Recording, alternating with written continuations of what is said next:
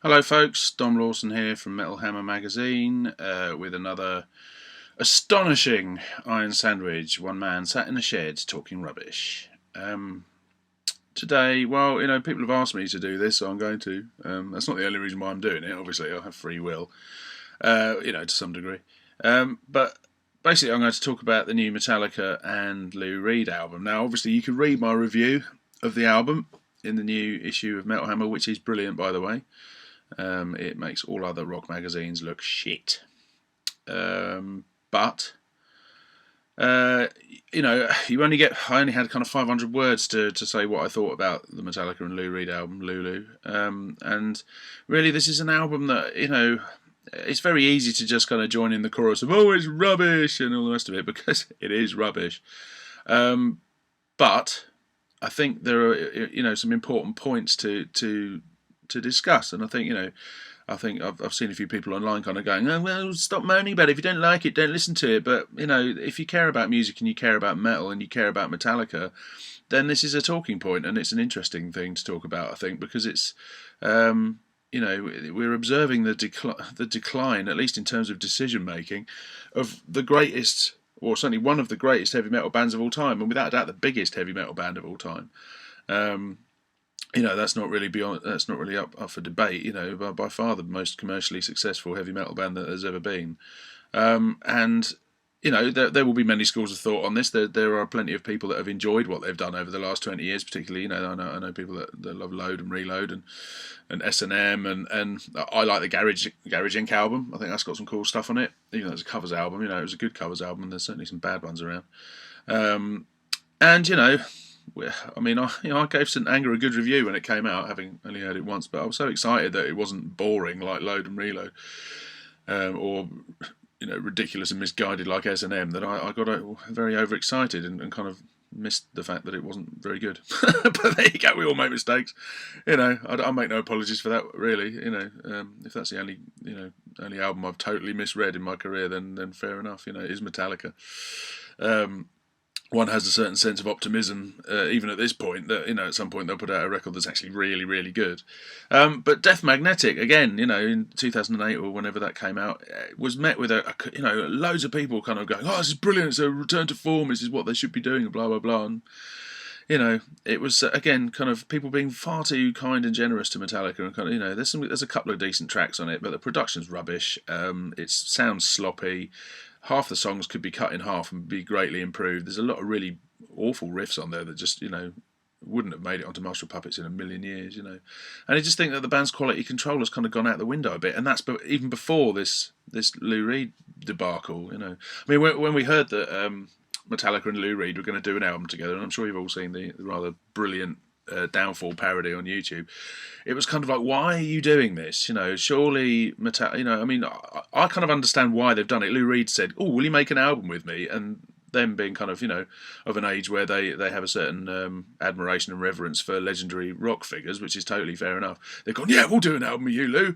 And then Lou's gone, "well, yeah, it's based on these kind of early 20th century German expressionist plays about kind of prostitutes and that, and it's quite dark and edgy and all the rest of it, and I just want you to kind of semi-improvise some music to go with my lyrics." And I can just imagine Metallica going, "oh yeah, that sounds like something we could do, Lou. Yes sir, no sir, salute," rather than going, "well, to be honest, couldn't we just write some songs? Could we just write some proper songs, and then you can maybe like sing, like Walk on the Wild Side and that? Could we do something like that?" But they've gone into this kind of, I suppose, wanting to stretch their boundaries and do something adventurous and something out of their comfort zone.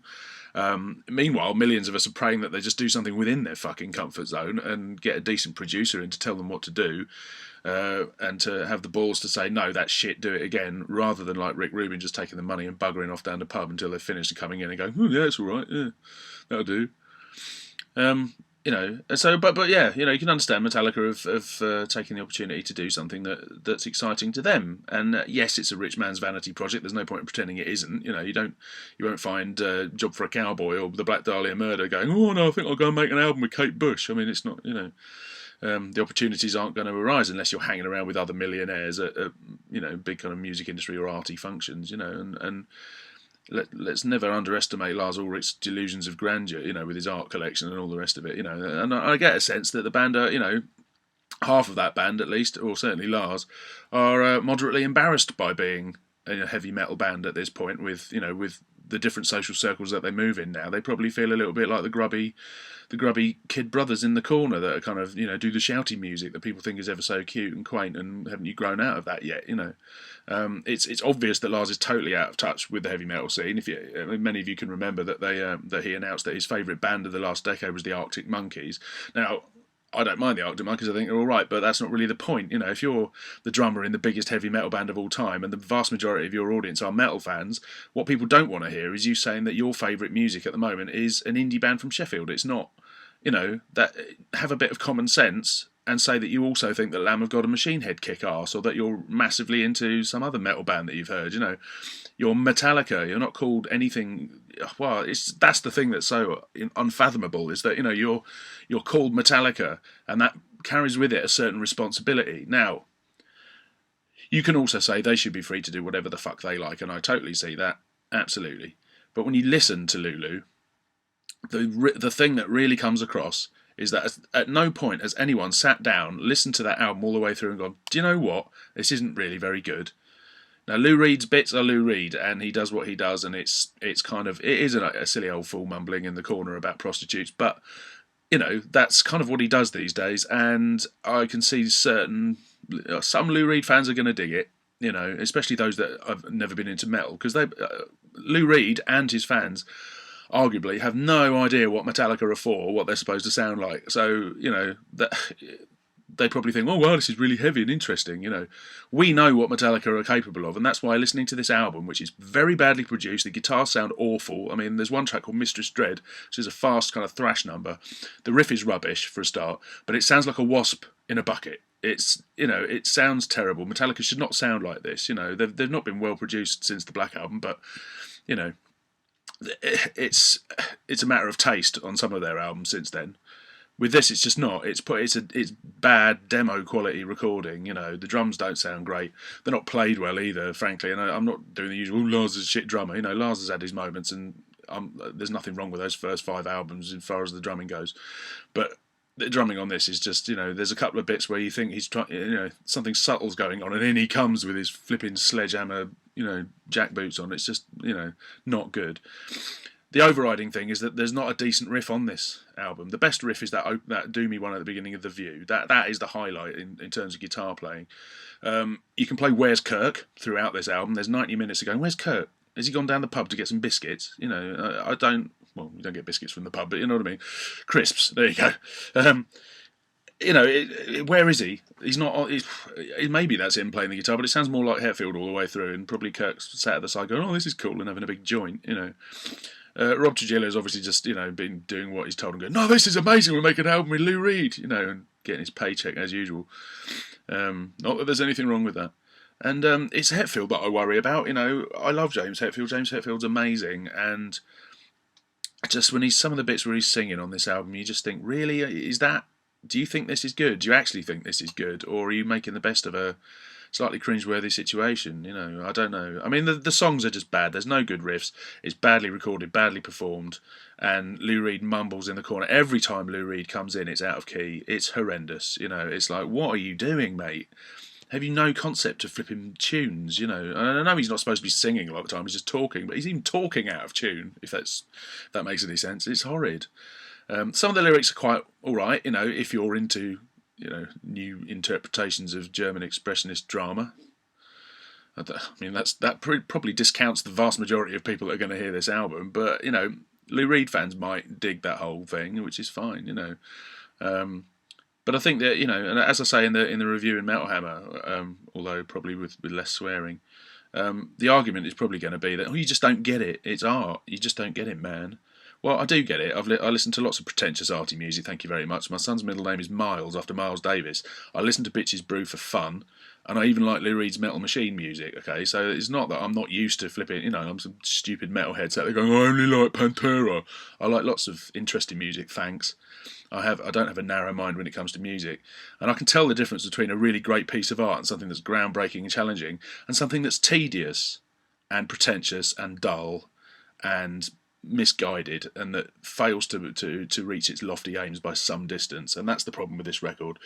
The best bits on it are the bits when you can't hear Metallica, when Metallica shut up and Lou Reed makes weird noises on his keyboards, and I can get that. I get those bits. The last 8 minutes of Junior Dad, the last track, is basically just a load of kind of weird string sounds and keyboards, kind of a tonal kind of droning thing. And if I'd had a massive bong beforehand, it would be great. And I kind of quite got that bit, and there's a few little ambient bits on the album that are kind of quite cool and atmospheric, and then another leaden riff comes in, and you just go, "Oh, for God's sake, can't you? Is this the best you can do?" I think it's a mistake to improvise. Don't improvise. You're Metallica. Write some songs, and please God, get a decent producer next time.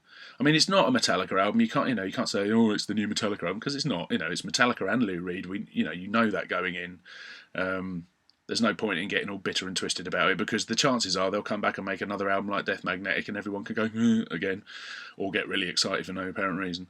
But this really, you can make as many allowances for them as possible. But at the end of the day, Lulu is rubbish, and it's unfathomable why they've released it and made such a big fanfare about it, because I can't imagine many Metallica fans buying that album, taking it home, listening to it and going, "This is killer."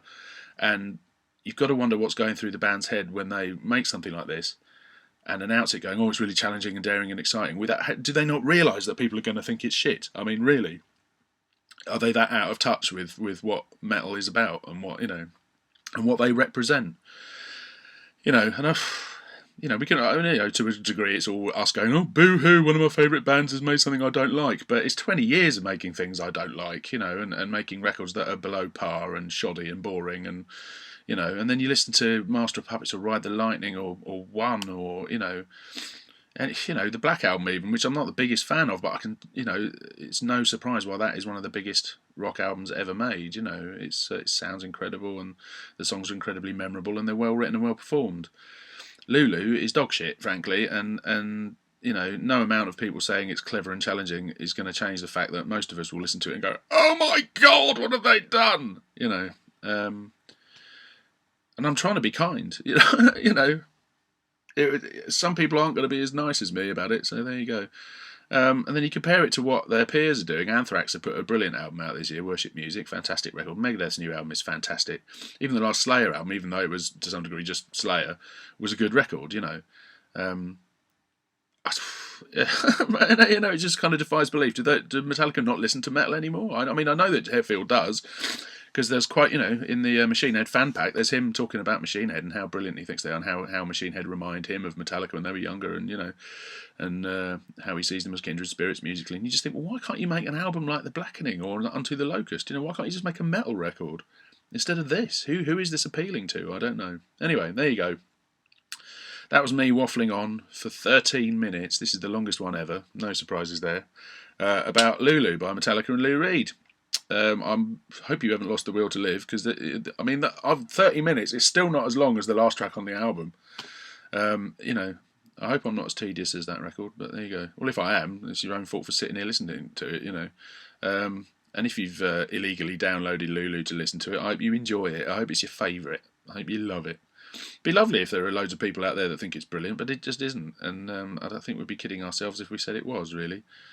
And it does put Death Magnetic and St. Anger into perspective. I might even get St. Anger out for a spin later, just to remind myself what Metallica are capable of these days.